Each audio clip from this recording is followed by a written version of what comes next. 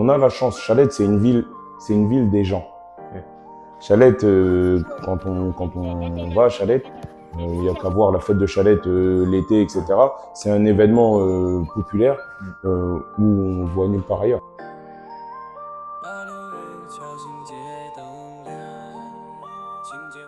Salut tout le monde, j'espère que ça va. Ça fait longtemps que j'avais pas sorti un épisode. Il y a de très gros projets qui arrivent bientôt. Donc n'hésitez pas à vous abonner, je vois beaucoup de personnes qui regardent mes vidéos mais qui ne s'abonnent pas. On a fait une vidéo sur Montargis, une vidéo sur Amilly. On passe sur un autre club de mon agglomération, l'US Chalette. Je vous souhaite une très bonne vidéo.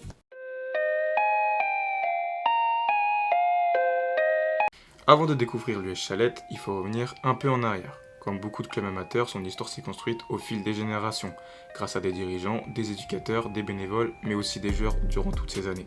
Et sur cette dernière période, l'US Chalette a connu des heures un peu plus sombres, un peu plus compliquées. Un tournant est finalement arrivé en début d'année 2024 avec l'arrivée d'un nouveau président, Bokar Konté, accompagné d'une nouvelle équipe dynamique, prêt à relancer une nouvelle ère dans le club. C'est Bokar Konté qui a repris. Moi, j'étais vice-président. Quelques mois plus tard, le projet prend une autre direction. Avec les nouvelles responsabilités de Bokar au Havre, il devient plus compliqué d'être président au quotidien. Car oui, Bokar Konté a signé au Havre. C'est alors que l'actuel président va progressivement reprendre les rênes du club au fur et à mesure. 7-8 mois après, où j'ai repris la présidence, parce que Bokar il était plus à distance. Et j'ai repris la présidence avec Doubel, qui est le vice-président. Et aujourd'hui, un club comme Chalette, c'est près de 300 licenciés. Des enfants, des éducateurs, des bénévoles et des seniors. Un club qui continue de grandir, qui fait vivre le football à Chalette au quotidien. Pour tout le monde, hein, et nous on est un club qui accueille quand même beaucoup de licenciés, on n'est pas loin de 300 licenciés. Quand la nouvelle direction prend les commandes du club, elle sait qu'il y a du travail. Au-delà du sportif, il faut aussi faire évoluer l'image du club.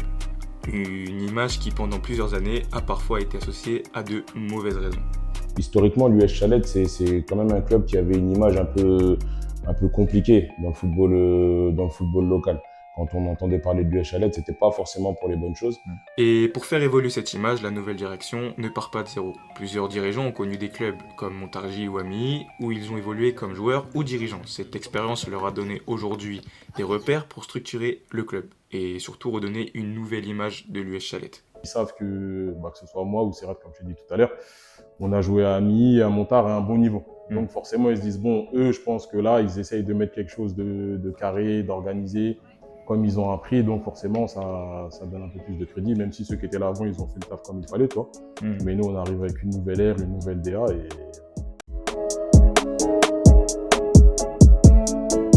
Comment décris-tu l'évolution de l'US Chalette ces dernières années? Positif. Cette année, surtout avec les deux montées des équipes premières, en première division et en deuxième division. Après avoir posé les bases d'un nouveau projet, les premiers résultats commencent à se voir. Les deux équipes seniors montent de division, une belle récompense pour tout le travail réalisé. Mais le développement du club ne s'arrête pas aux seniors. Oui, en effet, là, nos U12 et nos U13, ils sont en élite. Ils ont fini assez bien au niveau du classement, donc c'est une évolution. Parce que quand nous, on a repris le club, ils étaient en départemental. Si aujourd'hui les résultats sont au rendez-vous, c'est parce qu'un gros travail a été fait en amont. À leur arrivée, les dirigeants doivent d'abord reconstruire le club, notamment après une importante vague de démissions d'éducateurs. Restructurer le club au niveau des éducateurs. Et vraiment, c'était la priorité du club, de restructurer, de retrouver des éducateurs, parce qu'en fait, on a repris le club derrière une vague de démissions. Là, parce qu'on a réussi à stabiliser un peu nos éducateurs déjà, sur ces 2 dernières années. C'est quasiment les mêmes qui sont là. Mais restructurer un club, c'est pas seulement ce qui se passe sur le terrain. Il faut aussi retravailler son image à l'extérieur. La communication alors devient un objectif de cette nouvelle équipe, avec l'envie de créer une identité claire et de mieux faire connaître le club. Donc le projet, il part de là.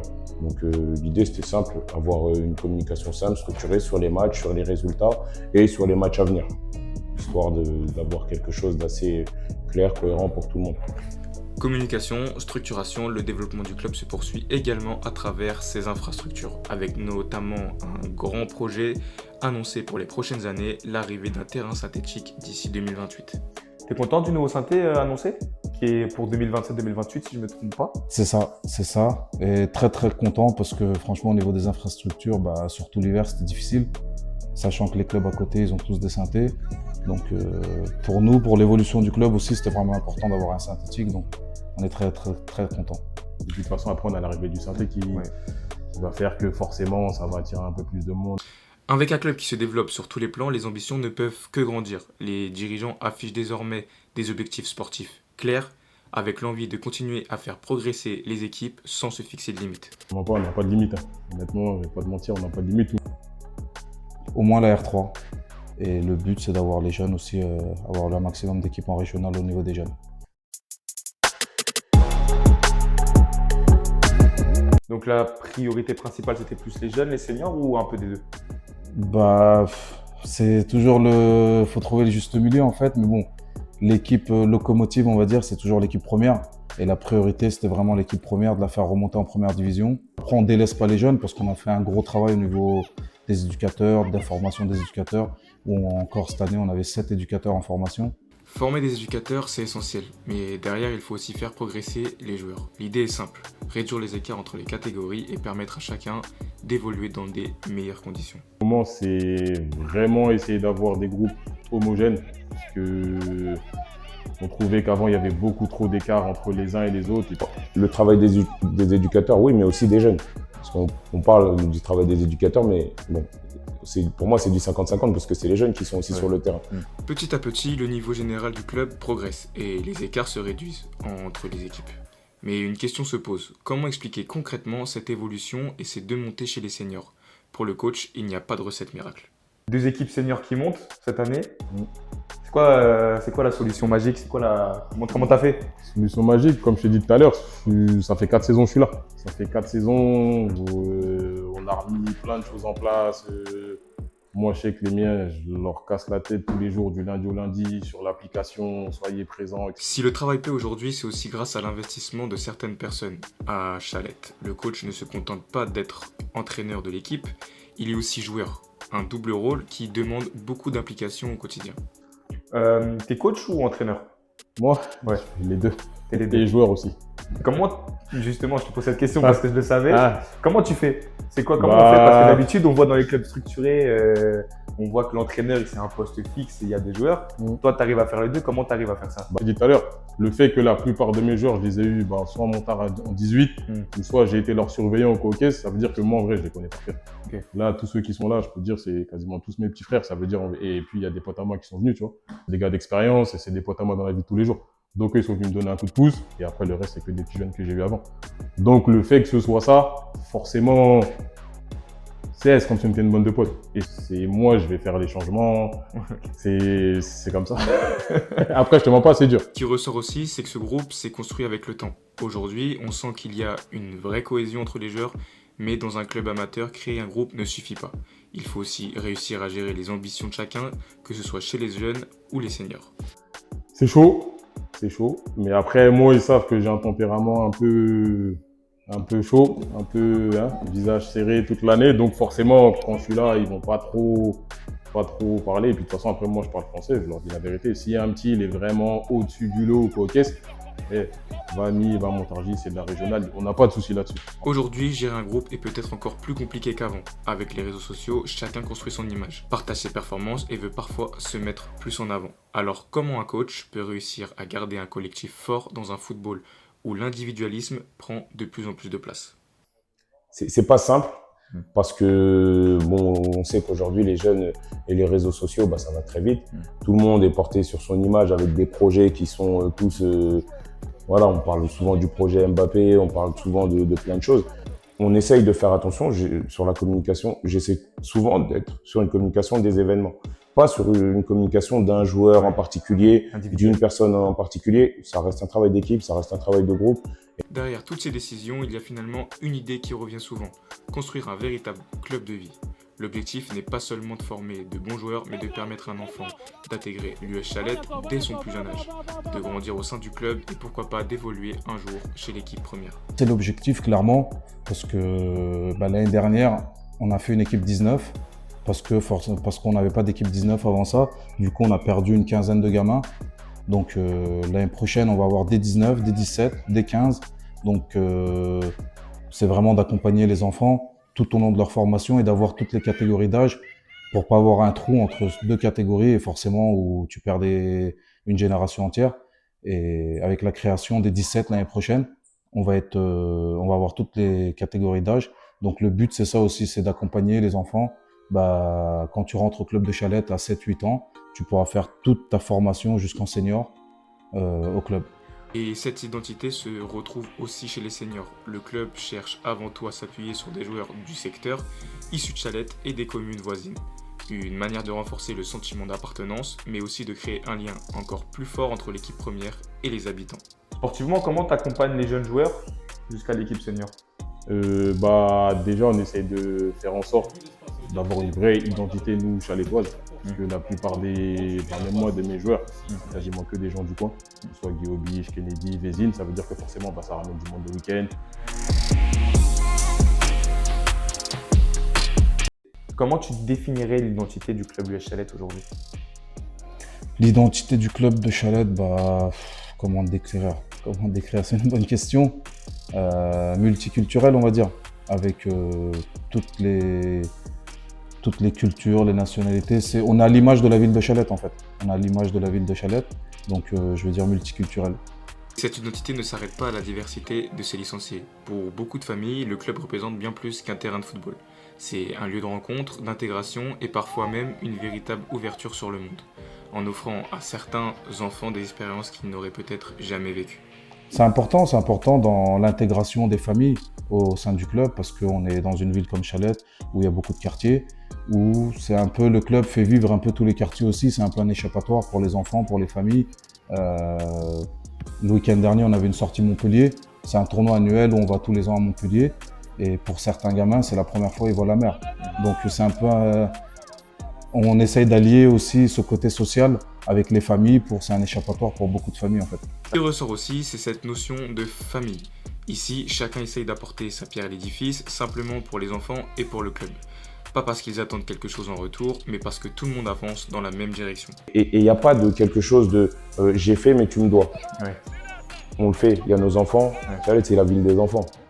On le fait pour le sourire de nos enfants et puis c'est ça qui rend l'aspect familial, comme tu dis. Cette identité familiale, le club ne veut pas seulement le vivre au quotidien, il veut aussi le faire connaître à travers les réseaux sociaux.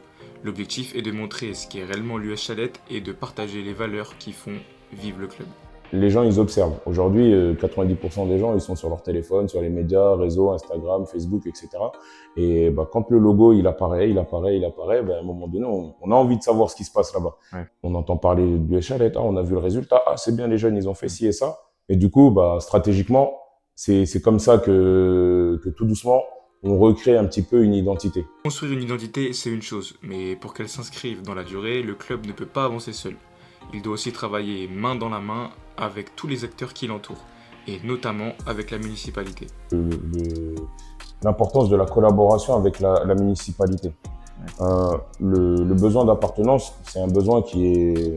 Tout le monde a ce besoin-là. On appartient à une famille, à un groupe d'amis, etc. Tout revient à cette notion d'appartenance. Quand on est attaché à sa ville, on a aussi envie de s'investir pour son club. C'est cette philosophie que l'US Chalette essaye de transmettre en donnant aux habitants l'envie de construire quelque chose ensemble. C'est aussi le monde du sport qui est comme ça, mais les jeunes, aujourd'hui, ils naviguent entre plusieurs eaux. Dans l'agglo, il y a 3 clubs, 4 clubs avec lesquels on se bat en duel. Et où je vais? C'est important de dire, moi, je suis de la ville. Par exemple, moi, mon investissement, pourquoi j'ai décidé de m'investir dans la ville de Chalette? Parce que je travaille pour la ville, je suis de la ville, il y a des stades dans la ville, et je me dis pourquoi m'investir ailleurs? Ce qui fait aussi la force de l'US Chalette, c'est cette proximité avec les habitants. Plusieurs éducateurs travaillent également dans les écoles, les accueils périscolaires ou les collèges de la ville. Ils accompagnent les enfants bien avant l'entraînement, apprennent à connaître les familles et créent un lien de confiance. Finalement, on comprend que le rôle d'un animateur ou d'un éducateur ne s'arrête pas au terrain. Il participe à l'éducation et à l'épanouissement des jeunes. Après, la force que nous on a, c'est que le vice-président il a travaillé dans Périsco, à la mairie, donc forcément il connaît un peu tout le monde. Moi pareil, j'ai travaillé dans les établissements à Chalette, lycée, collège, etc. Donc forcément, On connaît les parents, les cousins, les frères et sœurs, donc forcément ça les attire un peu au club. Et cette proximité porte aussi ses fruits sur le terrain. Beaucoup de jeunes grandissent avec le club, restent attachés à des valeurs et finissent quelques années plus tard pour intégrer l'équipe première. Aujourd'hui, une grande partie de l'effectif senior est composée de joueurs issus de Chalette et aux alentours. Et je pense que c'est ça qui crée aussi l'identité du club. Moi, quand je regarde l'équipe senior, aujourd'hui, elle est composée à 80-90% de jeunes issus de Chalette. Cette identité dépasse aujourd'hui les limites du club, grâce au travail réalisé sur le terrain, mais aussi à travers la communication et le soutien des acteurs locaux. Le Chalette retrouve progressivement une place importante dans le paysage sportif de l'agglomération. Une reconnaissance qui l'amène naturellement à s'interroger sur les relations entre les différents clubs du secteur. Malgré les projets portés par chaque club, le même constat revient. Le football de l'agglomération semble avoir perdu de son rayonnement ces dernières années, entre contraintes budgétaires, décisions politiques et difficultés propres à chaque structure. Le football dans l'agglo régresse. Après, c'est des questions, on va dire, politiques et budgétaires aussi, surtout. Après, il faut des budgets pour faire fonctionner des clubs. Mais c'est dommage, en fait. C'est dommage parce que ça serait bien d'avoir un gros club dans l'agglo. Alors une collaboration entre les clubs est-elle vraiment possible ? Sur le papier, l'idée paraît suffisante, mais dans les faits, chacun défend aussi son projet sportif. Trouver un équilibre où chaque club trouve son compte reste aujourd'hui un véritable défi. Ça dépend du terme de collaboration, en fait. Nous, on a des sollicitations des clubs voisins. Ils nous parlent de collaboration et leur vision à eux de la collaboration, c'est de nous prendre nos meilleurs joueurs. C'est pas une collaboration donnant-donnant où tout le monde est gagnant, en fait. Mais au-delà des désaccords, une autre vision existe. Et si la priorité n'était pas de savoir quel club allait y gagner, mais simplement de se demander qu'est-ce qui est le mieux pour le joueur. Il faut qu'on regarde, c'est quoi l'intérêt du jeune? C'est quoi son projet de vie? C'est quoi son parcours? Voilà, pour pas tout mélanger. Parce que des fois, l'éducateur qui va approcher le jeune ou pas, eh ben, il va passer entre guillemets dans le dos du club. Et derrière, bah, il y a des bonnes relations en haut, dans certaines entités, etc. Mais derrière, on s'aperçoit que l'éducateur, il n'a pas respecté le cheminement. C'est ça qui, malheureusement, qui vient enlever un petit peu tout ce côté où on peut travailler correctement, sereinement, surtout, parce que les choses ne sont pas faites entre guillemets, dans les règles. Les joueurs iront toujours d'un club à un autre, c'est une réalité dans le foot. En revanche, ce qui peut évoluer, c'est la manière dont les clubs échangent entre eux. Avoir une communication beaucoup plus transparente pourrait permettre de construire des relations beaucoup plus saines. Même si, bon, forcément, il y a la valse à chaque fois des joueurs qui bougent à gauche, à droite, etc. Et des éducateurs aussi. Et des éducateurs. On essaye de faire en sorte que tout soit clair entre nous, même si après, forcément, tu sais, il y a des dérapages, c'est comme ça, tu vois, mais on essaye d'être le plus transparent possible. Pour moi, c'est important d'avoir une communication qui est transparente dans l'intérêt du jeune. Et derrière ces échanges entre les clubs se cache aussi une autre réalité. Les projets sportifs, les ambitions personnelles peuvent parfois influencer certaines décisions. Mais au milieu de tout cela, une priorité ne doit jamais être oubliée. L'intérêt des enfants. Mais comme je dis encore une fois, quel est l'objectif? Quelle est la démarche? Quelle est l'ambition pour le jeune? C'est quoi la meilleure option pour lui, les meilleurs choix? Est-ce que s'il reste chez moi, ça en fera un gamin plus développé ou autre? Est-ce que s'il va chez toi? Faut vraiment se poser sur ces questions-là pour éviter tout ce qui va pas bien aujourd'hui dans les clubs. Tout le monde est porté par des ambitions personnelles, mais on oublie que la priorité première, c'est de faire développer c'est que les jeunes avancent dans un bon cadre, quoi. Alors, est-ce qu'un jour une fusion verra jour? Est-ce qu'un projet commun pourrait émerger? Franchement, j'en sais rien, j'en sais pas plus que vous, et en plus de ça, c'est pas à moi d'en décider. Mais une chose est sûre, si mes vidéos peuvent ouvrir le dialogue, faire réfléchir et rapprocher les différents acteurs du football dans notre agglomération, déjà j'aurais atteint un objectif. Parce qu'au fond, peu importe le chemin choisi demain, ce qui compte, c'est que notre foot continue de grandir. Je pense que pour le bien de l'agglo, ça serait bien, parce que vas-y, avoir 2 clubs en R2, sachant qu'il y a quelques années, il y avait 2 clubs en N3, c'est plus que triste. Bien sûr, ça profiterait aux petits clubs. On le voit sur l'agglomération orléanaise, où il y a l'USO, le gros club, et on voit qu'il y a plein de petits clubs autour qui profitent de l'USO, en fait. Parce que avoir un gros club, ça serait bénéfique à tous les petits clubs autour.